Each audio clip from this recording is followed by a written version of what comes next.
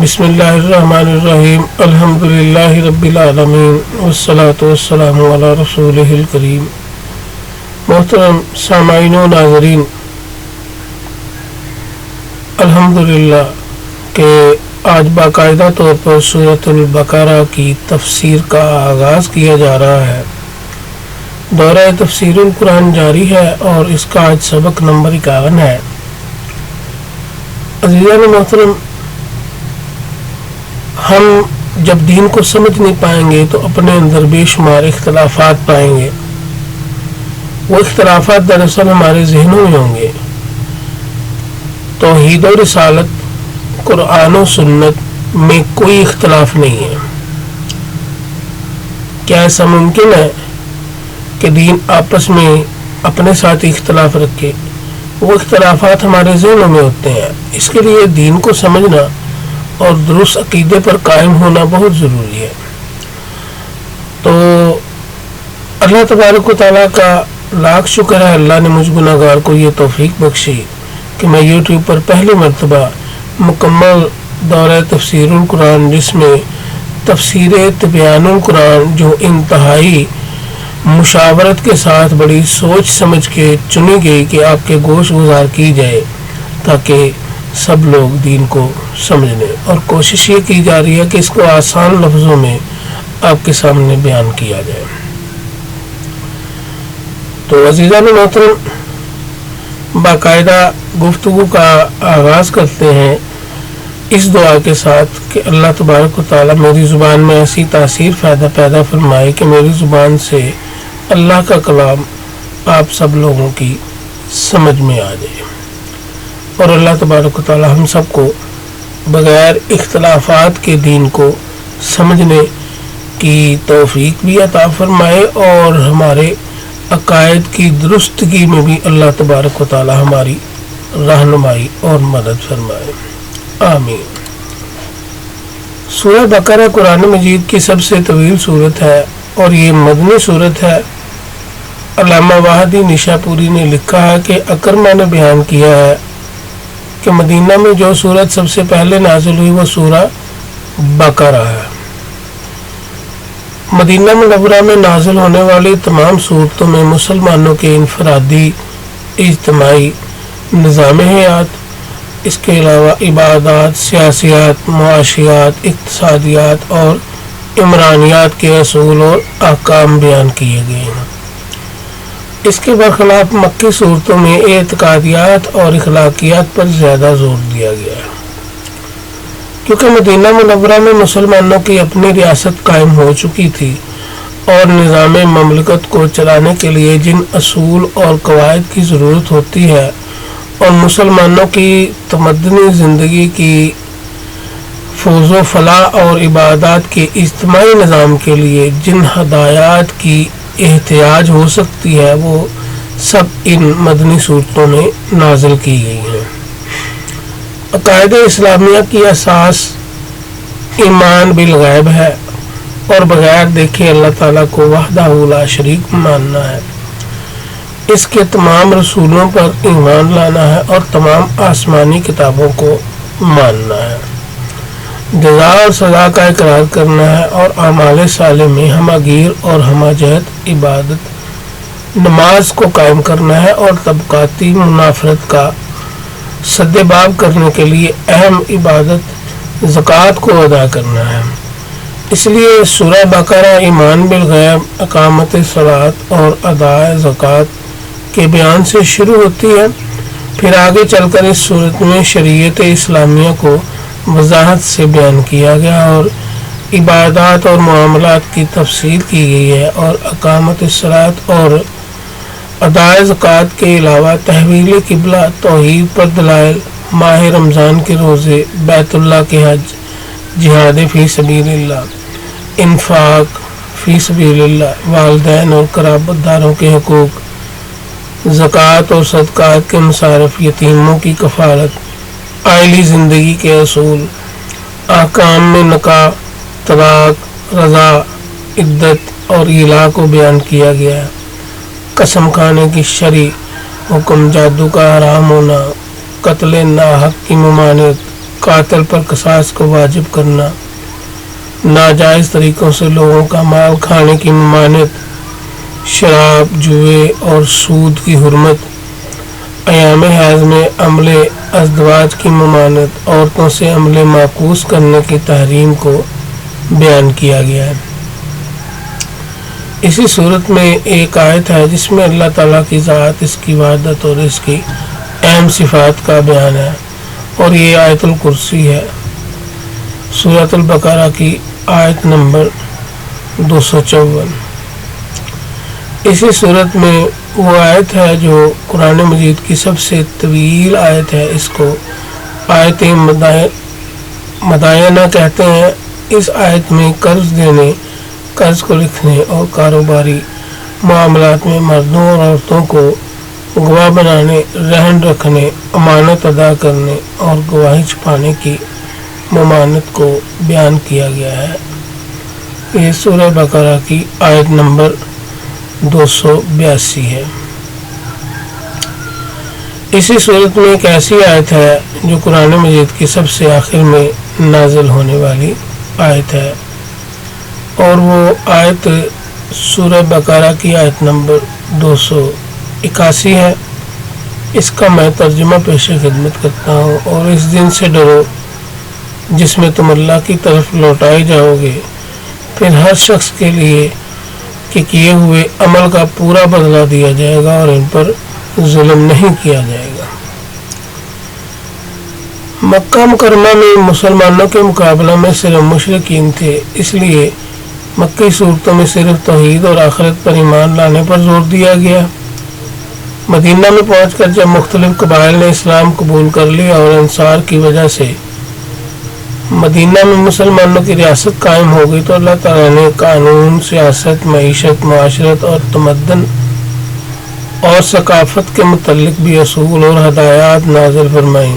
مدینہ میں مسلمانوں کا مقابلہ یہود سے تھا۔ حضرت موسیٰ علیہ السلام کو گزرے ہوئے تقریباً 19 صدیاں گزر چکی تھیں، اور اس عرصہ میں یہود نے حضرت موسیٰ علیہ السلام کی تعلیمات اور تورات کو بالکل مسخ کر دیا تھا، اور تورات میں لفظی اور معنوی تحریف ہو چکی تھی۔ مدینہ منورہ میں یہود کے علاوہ منافقین بھی تھے۔ یہ منافقین کئی قسم کے تھے۔ سورہ بقرہ میں کفار و مشرکین، یہود و نصارہ اور منافقین سب کے متعلق آیات نازل کی گئی۔ سورہ فاتحہ میں اس دعا کی تعلیم دی گئی تھی کہ اللہ تعالیٰ سے ہدایت طلب کی جائے، اور اس دعا کی استجابت کے طور پر سورہ بقرہ میں مسلمانوں کے لیے صراط مستقیم بیان کی گئی اور کامل مومن کی صفات بیان کی گئی۔ ان کے مخالف کفار اور مشرکین کی نشانیاں بیان کی گئی ہیں، اور سورت کا خلاصہ یہ ہے کہ دنیا اور آخرت کی سعادت کا منبع دین اسلام کی اتباع اور شریعت اسلام پر استقامت ہے۔ اس سورت کا خاتمہ اللہ تعالیٰ سے اس دعا پر ہے کہ وہ مشکل اور دشوار احکام ہم سے اٹھا لے، اور کفار کے مقابلہ میں ہم کو فتح اور نصرت عطا فرمائے، اور اپنے فضل اور احسان سے ہم کو ایمان اور اسلام پر ثابت قدم رکھے۔ سورہ بقرہ کا نام بقرہ اس لیے رکھا گیا ہے۔ اب اس کی وجہ تسمیہ پر تھوڑی سی گفتگو کرتے ہیں تاکہ مکمل تعارف ہو جائے کہ اس میں بقرہ یعنی گائے کا ذکر ہے۔ قرآن مجید کی تمام صورتوں کے نام توقیفی ہیں اور ادنیٰ مناسبت سے رکھے گئے ہیں۔ بعض احادیث سے یہ شبہ ہوتا ہے کہ اس سورت کو سورہ بقرہ کہنا منع ہے۔ حافظ سیوطی بیان کرتے ہیں کہ امام بہیقی نے شعب الایمان میں سند ضعیف کے ساتھ حضرت انس رضی اللہ تعالی عنہ سے روایت کیا ہے کہ رسول اللہ صلی اللہ علیہ وسلم نے فرمایا کہ سورہ بقرہ نہ کہو، نہ سورہ آل عمران اور نہ سورہ نساء، اسی طرح پورے قرآن، لیکن یوں کہو کہ یہ وہ صورت ہے جس میں بقرہ کا ذکر کیا جاتا ہے، اور یہ وہ صورت ہے جس میں آل عمران کا ذکر کیا جاتا ہے، اسی طرح پورے قرآن کی صورتوں کے متعلق۔ اور امام بہیقی نے شعب الایمان میں سند صحیح کے ساتھ حضرت ابن عمر کا یہ قول روایت کیا ہے کہ سورہ بقرہ نہ کہو، لیکن یہ کہو کہ وہ اس صورت سے وہ صورت ہے جس میں بقرہ کا ذکر کیا یعنی گائے کا ذکر کیا جاتا ہے۔ اس شبہ کا جواب یہ ہے کہ ابتدائی اسلام میں اس طرح صورتوں کا نام رکھنے سے منع کیا گیا تھا، کیونکہ کفار ان صورتوں کا نام لے کر ان کا مذاق اڑاتے تھے۔ پھر جب اسلام کا غلبہ ہو گیا اور قرآن کریم کا نور ہر طرف پھیل گیا تو یہ ممانعت منسوخ ہو گئی، کیونکہ بکثرت احادیث اور آثار میں نبی صلی اللہ علیہ وسلم اور صحابہ کرام رضی اللہ عنہم نے اس صورت پر سورہ بقرہ کا اطلاق کیا۔ حافظ سیوطی بیان کرتے ہیں کہ امام ابن ابی شیبہ نے مصنف میں، امام احمد، امام مسلم، امام ابو داؤد، امام ترمذی، امام نسائی، امام ابن ماجہ اور امام حاکم نے صحیح سند کے ساتھ اور امام بہقی نے اپنی سنن میں اپنی اسانید کے ساتھ روایت کیا ہے۔ حضرت حذیفہ بیان کرتے ہیں کہ میں رمضان کی ایک شب رسول اللہ صلی اللہ علیہ وسلم کے ساتھ نماز پڑھی اور آپ نے بقرہ شروع کی۔ میں نے دل میں کہا شاید آپ پوری سورت ایک رکعت میں پڑھیں گے۔ پھر آپ نے فصح شروع کی اور اس کو پڑھا۔ پھر آپ نے آل عمران شروع کی اور اس کو آہستہ آہستہ پڑھا۔ پھر جب آپ ایسی آیت پڑھتے جس میں تسبیح کا ذکر ہوتا تو آپ سبحان اللہ پڑھتے، اور جب آپ کے سوال کی آیت پڑھتے تھے تو سوال کرتے، اور جب تعوذ کی آیت پڑھتے تو اعوذ باللہ پڑھتے۔ امام احمد، امام ابن ادریس اور امام بہقی نے اپنی سندوں کے ساتھ حضرت ام المومنین عائشہ صدیقہ رضی اللہ تعالی عنہا سے روایت کیا ہے کہ میں ایک شب رسول اللہ صلی اللہ علیہ وسلم کے ساتھ نماز پڑھ رہی تھی۔ آپ نے بقرہ، آل عمران اور نساء کو پڑھا۔ جب آپ بشارت والی آیت کو پڑھتے تو دعا کرتے، اور جب آپ ڈرانے والی آیت کو پڑھتے تو اللہ تعالیٰ سے پناہ طلب کرتے۔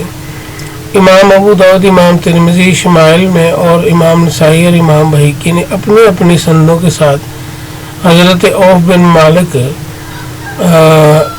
اشعری رضی اللہ تعالیٰ سے روایت کیا کہ وہ بیان کرتے ہیں کہ میں نے ایک شب رسول اللہ صلی اللہ علیہ وسلم کے ساتھ نماز پڑھی۔ آپ نے سورہ بقرہ پڑھی۔ آپ جب بھی کسی رحمت کی آیت کو پڑھتے تو ٹھہر کر سوال کرتے، اور جب کسی عذاب کی آیت کو پڑھتے تو رک کر اللہ تعالیٰ سے پناہ طلب کرتے۔ پھر آپ نے جتنا قیام کیا تھا اتنا ہی رکوع کرتے، اور رکوع میں یہ پڑھتے سبحان ذی الجبروت والملکوت والکبریاء والعظمت۔ پھر اتنا ہی لمبا سجدہ کرتے اور سجدہ میں بھی یہی کلمات فرماتے۔ پھر کھڑے ہو کر آپ نے آل عمران پڑھی، پھر ایک سورت پڑھی۔ ابو عبیدہ، امام احمد، امام حمید بن زنجویہ نے فضائل القرآن میں، امام ابن ادریس اور امام ابن حبان، امام طبری، امام ابو ذر حروی نے فضائل قرآن میں، امام حاکم اور امام بہقی نے اپنی سنن میں اپنی اسانید کے ساتھ حضرت ابو امامہ باہلی رضی اللہ تعالیٰ عنہ سے روایت کیا کہ رسول اللہ صلی اللہ علیہ وسلم نے فرمایا کہ قرآن پڑھا کرو، کیونکہ وہ قیامت کے دن اپنے اصحاب کی شفاعت کرنے والا ہوگا۔ تو سورہ بقرہ اور سورہ آل عمران پڑھا کرو، کیونکہ یہ قیامت کے دن بادلوں کی طرح آئیں گے، یا سب باندھے ہوئے پرندوں کی طرح آئیں گی اور اپنے پڑھنے والوں کی شفاعت کریں گے۔ سورہ بقرہ پڑھا کرو، کیونکہ اس کا پڑھنا برکت ہے اور اس کا ترک کرنا حسرت، اور بدکار لوگ اس کو پڑھنے کی استطاعت نہیں رکھتے۔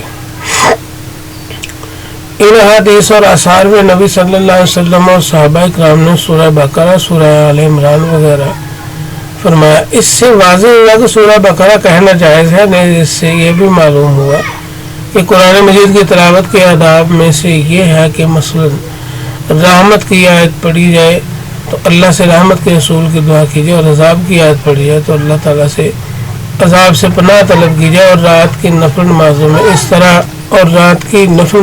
اس طرح قرآن مجید پڑھنا جائز ہے اور آپ کی سنت ہے۔ تو عزیزان محترم، آج کے لیے بس اتنا ہی۔ اللہ تبارک و تعالیٰ اپنی معرفت اور اپنے محبوب صلی اللہ علیہ وسلم کی پکی اور سچی محبت عطا فرمائے۔ وآخر دعوانا الحمد للہ رب العالمین۔